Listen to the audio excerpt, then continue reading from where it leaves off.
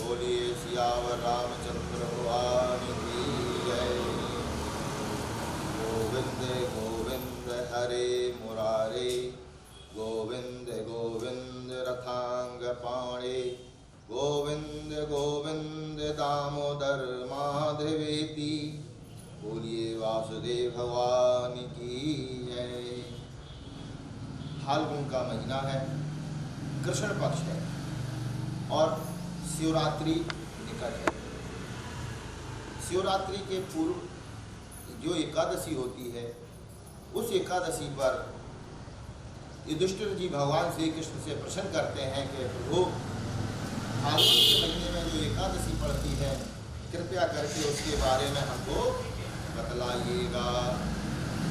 तो भगवान श्री कृष्ण कहते हैं कि युधिष्ठिर जी, ये जो फाल्गुन के महीने में एकादशी होती है, इसकी चर्चा ब्रह्मा जी ने नारद जी से करी थी। एक समय नारद जी अपने पिताजी के पास गए, कमल आसन पर विराजमान ब्रह्मा जी, और अपने पिताजी से ब्रह्मा जी से प्रश्न किया कि फाल्गुन कृष्ण पक्ष में जो एकादशी होती है उसके बारे में हमको बताओ। तो ब्रह्मा जी कहते हैं, नारद जी, इस एकादशी का नाम है विजया एकादशी। तो ब्रह्मा जी ने नारद जी को बतलाया कि फाल्गुन के महीने में जो एकादशी होती है उसका नाम है विजया एकादशी। विजया का मतलब किसी चीज़ पर हमको विजय प्राप्त करना। तो क्या कथा है इसकी? ब्रह्मा जी ने नारद जी को बतलाई। रामचरितमानस की ये सुंदर प्रसंग है। कहते हैं कि जब भगवान ने रामचंद्र जी का 14 वर्ष का वनवास हुआ और वन में गए, साधु संतों का उन्होंने उपकार किया, साधु संतों को दर्शन दे करके उनको कृतार्थ किया और तमाम भक्तों को प्रसन्न किया, आनंद किया। तो इसी कथा के अंतर्गत जब सीता जी पंचवटी में थी और कहते हैं सीता जी का अपहरण रावण ने कर दिया था चालाकी के साथ। सीता जी को जब हरण कर ले गए तो भगवान श्री राम जी दुखी हो गए और सीता जी की खोज में वन में भ्रमण करने लग गए, घूमने लग गए। तो उनको जटायु मिले, जो रावण सीता को हरण करके ले जा रहा था, उससे उनका युद्ध हुआ। तो जिसकी वजह से उन्होंने रावण से संघर्ष किया, अपना पंख गंवा बैठे और भगवान पहुँचे तो उनकी गोद में अपने प्राणांत हुए। तो जटायु का उपकार हुआ, मोक्ष हुआ। उसके बाद कबंध नाम का एक राक्षस मिला जो एक आँख का था, सिर्फ शरीर में पूरी एक ही आँख थी। उनकी सुग्रीव से किष्किंधा पर मित्रता हुई, हनुमान जी के साथ उनकी भेंट हुई और आगे सीता जी की खोज में हनुमान जी ने लंका में प्रवेश किया। लंका में जब हनुमान जी भ्रमण कर रहे थे तो उन्हें विभीषण से भी मुलाकात हुई और उसके पश्चात विभीषण के द्वारा सीता जी का पता पड़ा अशोक वाटिका में। कहते हैं कि अशोक वाटिका में सीता जी के हनुमान जी ने दर्शन किए और सीता जी को भगवान राम के आने की खबर दी कि आप माता जी चिंता ना करें, प्रभु लंका के निकट आ गए हैं, आपको निश्चित ले जाएंगे। भगवान राम के द्वारा दी हुई मुद्रिका सीता जी को दी और सीता जी के द्वारा दिए हुए चिन्ह प्रतीक हनुमान जी ने लिए और भगवान राम के पास आकर के सारा पुरुषार्थ बतलाया कि प्रभु सीता जी अशोक वाटिका में। हनुमान जी की बात सुनकर के सुग्रीव जी की अनुमति लेकर के उन्होंने लंका पर पुल बांधने का प्रयास किया, क्योंकि लंका में पहुंचने के लिए पुल को पार करना बहुत आवश्यक था। अब देखो, यहाँ पर भगवान चराचर जगत के स्वामी हैं, उनको ये छोटा पुल समुद्र, इसको क्या, ऐसे तो असंख्य समुद्रों को वो पार पा जाए, लेकिन भगवान मानव अवतार में मनुष्य का अवतार धारण किए हुए हैं, लीला रच रहे हैं, इसीलिए उन्होंने मानव होने के नाते जो मनुष्य कर सकता है वही कर रहे हैं। तो उन्होंने भगवान श्री रामचरितमानस में ये दिखाया है कि मनुष्य रूप में मनुष्य को क्या क्या प्रयास और प्रयत्न करना चाहिए। तो यहाँ पर भगवान ने लक्ष्मण जी से कहा कि हे सुमित्रा नंदन लक्ष्मण जी, ये बतलाओ कि समुद्र को कैसे पार पाए।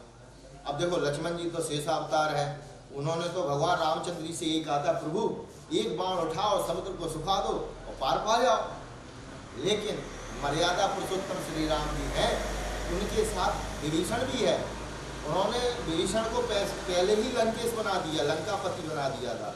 इसलिए जो संग में राजा है और दूसरा राजा सुग्रीव भी है, दो राजा संग में हैं, उनके मंत्री हैं, उनके रहते हुए मनुष्य अवतार में भगवान श्री राम अपना निर्णय नहीं कर सकते, क्योंकि सुग्रीव से उनकी मित्रता है और विभीषण से मित्रता, इसीलिए उन्होंने पहले सुग्रीव से सलाह ली थी। तो सुग्रीव ने यही सलाह दी थी कि प्रभु विनय कर लो, समुद्र आपके पित्र हैं, पुरखे हैं, परिवार के हैं, और वैसे तो ससुर है भगवान के समुद्र। क्यों? तो लक्ष्मी जी समुद्र से ही निकली हैं और भगवान को ब्याही है।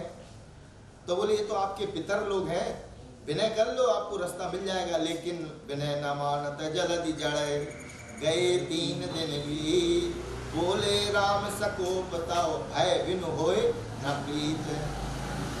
तो लक्ष्मण जी की जो पहले बात थी तो भगवान ने नहीं मानी, लेकिन भगवान ने लक्ष्मण जी से कहा था कि लक्ष्मण जी तुम चिंता न करो, जो तुम कह रहे हो वही होगा। तो आखिर लक्ष्मण जी के लिए वही बात होने वाली है। तो अब वो बात करने से पहले तो भगवान श्री राम जी ने लक्ष्मण जी से फिर पूछा कि लक्ष्मण जी और बतलाओ क्या करें, क्योंकि समुद्र में तमाम प्रकार के जीव हैं, कैसे पार पाए। जंतुओं से यदि हम बाण मारते हैं तो जंतु प्राणहीन हो जाएंगे, वो कहाँ जाएंगे जल के, तो क्या किया जाए, सुगमता से पार किया जाए। तो लक्ष्मण जी कहते हैं कि महाराज एक काम और करो, क्योंकि यहाँ पर जो अपन समुद्र के किनारे हैं ये एक द्वीप है, यहाँ पर एक ऋषि है बगदाभल्ल, बगदाभल्ल नाम के एक ऋषि है, अपन उनके पास चलते हैं और उनसे सलाह लेते हैं। तो कुछ आधे योजन की दूरी पर एक ऋषि का आश्रम था, जिस पर भगवान श्री रामचंद्र जी गए। लक्ष्मण जी ने भगवान को सलाह दी कि लक्ष्मण जी ने ये कहा प्रभु बगदावल्य नाम के जो ऋषि उनके पास चलते हैं और उनसे सलाह लेते हैं। लक्ष्मण जी की बात सुन करके प्रभु श्री राम मुनि के आश्रम पहुँचे और उनको प्रणाम किया। तो मुनि ने उनको देखते ही पहचान गया कि ये पुरुषोत्तम है, मनुष्य के रूप में अवतार लिया है, ये भगवान श्री राम है। भगवान ने चाहते तो समुद्र पार कर जाते, लेकिन अपने भक्तों को सुख देने के लिए वह सब ऋषियों के आश्रम पर गए और सबको अपने दर्शन दिए, उनका जीवन कृतार्थ किया। तो महर्षि जी के पास पहुंच करके भगवान श्री राम ने उनको वंदना करी और उन्होंने भगवान राम को पहचान लिया और आगमन का कारण पूछा। तो भगवान राम ने कहा कि प्रभु हे मुनि जी, हमको लंका पार होना है, क्या करें, कैसे पार करें। तो हमारी जानकी जी का हरण कर ले गया है रावण, हमें विजय प्राप्त करनी है, उससे जानकी जी को हमको लाना है, रावण का वध करना है। तो मुनि कहते हैं बगदालभ कि एक काम करो, फाल्गुन का महीना है, कृष्ण पक्ष में एकादशी है जिसका नाम है विजया एकादशी, आप एक काम करें, उस व्रत का पालन करें, निश्चित आपकी विजय हो जाएगी, आप निश्चित पार पा जाओगे, समुद्र पर भी विजय पार पा जाओगे और रावण पर भी विजय पा। देखो भाव सागर, ये जो संसार है ये भी भाव सागर है। भगवान राम ने तो जल का समुद्र पार किया, लेकिन अपन को ये संसार सागर पार पाना है। इसको पार पाने के लिए एकादशी रहना बहुत जरूरी है। कौन सी? विजया, जो आज है। तो बगदावल्य मुनि ने कहा कि प्रभु विजया नाम की एकादशी का पालन करो, निश्चित ही आप लंका पर विजय प्राप्त करोगे और समुद्र भी पार पा जाओगे। और वहाँ पर उसकी विधि बतलाई है कि दशमी के दिन कलश स्थापित करे, मिट्टी का, सोने का, चांदी का, जो भी आपकी सुविधा के अनुसार है, उस पर पल्लव रखे और उसके ऊपर पूर्ण पात्र रखे और उसके ऊपर नारियल रखे और नारायण भगवान का स्मरण करके सोने की प्रतिमा का बारे में लिखा है, लक्ष्मी नारायण की सोने की प्रतिमा, उस पर विग्रह की स्थापना करे। अगले दिन एकादशी के दिन फिर से उनका पूजन करे और पूजन के 16 पूजन का नियम लिखा है, 16 उपचारों से पूजन करना है। देखो 16 उपचारों में पहले तो आवाहन होता है, पाद होता है, अर्घ होता है, आचमन होता है, स्नान होता है, वस्त्र होते हैं, गंध, धूप, दीप, नैवेद्य, फल, फूल, द्रव्य, दक्षिणा। अब कई लोगों को हमने देखा है पंडित जी पूजन कराते हैं तो कहते हैं दक्षिणा पूजन के दौरान रखो तो जजमान लोग क्या कहते हैं, पंडित जी सब इकट्ठा ले लेना। अब ये बताओ, 16 उपचारों में दक्षिणा एक विधि है, एक क्रिया है। यदि आप उसे छोड़ दोगे तो पूजा अधूरी रह जाएगी आपकी, फिर वो 16 उपचार नहीं हो जाएंगे, कम हो जाएंगे। इसलिए हमको द्रव्य दक्षिणा बीच में जब चढ़ाने को हमारे पंडित जी कहें उस समय तुरंत रख देना चाहिए, क्योंकि 16 उपचारों में दक्षिणा भी अनिवार्य है। फिर है प्रार्थना। तो इस प्रकार से एकादशी के दिन भगवान का पूजन करें और द्वादशी आए। देखो दूसरे दिन द्वादशी को एकादशी का व्रत का पारायण होता है। उस दिन सूर्योदय के समय उस कलश को किसी जलाशय, किसी पीपल के वृक्ष या किसी तीर्थ या देव स्थान में रख आए और उस पर जो सोने की प्रतिमा है वो किसी योग्य ब्राह्मण को दान कर दे। और कहते हैं कि कलश के साथ और भी दान कर देना चाहिए। जो भी दान आपके सामर्थ्य के अनुसार हो, तो एकादशी के नहीं, दूसरे दिन द्वादशी को दान कर देना चाहिए। और कहते हैं ऋषि के भगवान श्री राम जी से कि अपने युद्धपतियों के साथ, यानी युद्धपति जो आपकी सेना है, सेनापति और युद्धपति उस दल के पति, यानी कि उस दल के सेना नायक, जिसको कहते हैं सेना नायक, एक होते हैं सेनापति। तो सेनापतियों के साथ, मंत्रियों के साथ व्रत का पारायण करो। जब सब लोग व्रत करेंगे तो निश्चित लंका पर विजय प्राप्त कर लोगे।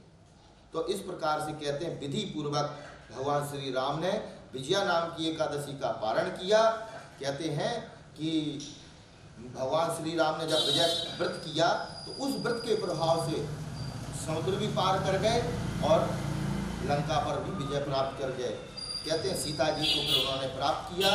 और कहते हैं कि जो मनुष्य विधि से इस व्रत का करता है, पालन करता है, पारायण करता है, कहते हैं उसको निश्चित जीवन में सब चीज़ों पर विजय प्राप्त होती है। उसको कभी भी कोई चीज़ ऐसी चीज़ नहीं है जिसको वो चूक जाए, सारी वस्तुओं पर उसको विजय प्राप्त करना है। कहते हैं भगवान श्री कृष्ण के युधिष्ठिर, किस कारण इसका नाम विजया एकादशी पड़ा। भगवान श्री राम ने एकादशी का व्रत किया था। इस प्रसंग के पढ़ने और सुनने से वाजपेयी यज्ञ का फल मिलता है। जो यदि इस कथा को पढ़े या सुन ले तो उसको भी यज्ञ का पुण्य मिलता है। अब आप ये देखो, आज एकादशी है और कल है द्वादशी। कल जो द्वादशी है वो हजारों साल बाद आई है। कौन सी है? कल 3 तिथि एक साथ मिल रही है, द्वादशी, त्रयोदशी और चतुर्दशी, 3 तिथि एक साथ है कल। और उसी पर सोमवार और प्रदोष, त्रिस्पर्शा द्वादशी महायोग है। शिव जितना पुण्य शिवरात्रि का है उतना ही पुण्य इस तिथियों का भी है। इसलिए द्वादशी का तिथि सबसे बड़ी तिथि कल आने वाली है। कि द्वादशी, एक तो एकादशी का जो व्रत रह रहा है तो त्रिस्पर्शा तिथि के दिन उसका पारायण करेगा तो उसको 3 तिथि का पुण्य वैसे ही मिलेगा। इसलिए विजया नाम की एकादशी जो इस बार की है ये बड़ी उत्तम एकादशी आई है। बोलिए नारायण भगवान की जय। मैं पंडित निर्मल व्यास, पुजारी, शिव मंदिर केकेपुरी में वेदांत भक्ति चैनल के सभी दर्शकों को, श्रोताओं को विजया एकादशी और शिवरात्रि की जय जय सीताराम।